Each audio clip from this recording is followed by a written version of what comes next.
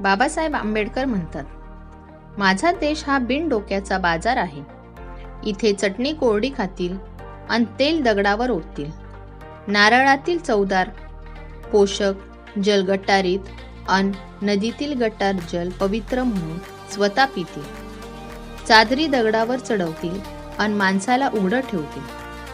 परिवर्तनाच्या चळवळीत काम करायला भिणारी माणसे जिवंतपणी मेलेली असतात, तर चळवळीत काम करणारी माणसे मेल्यानंतर सुद्धा जिवंत राहतात. लोकांच्या अंगात देवी भूतच का येतात? शिवाजी महाराज, सम्राट अशोक, सावित्रीबाई फुले यांच्यासारखे विचारवंत का येत नाहीत? जेव्हा विचारवंत अंगात येतील तेव्हा भारत जगावर राज्य करेल. धन्यवाद. डॉक्टर बाबासाहेब आंबेडकर.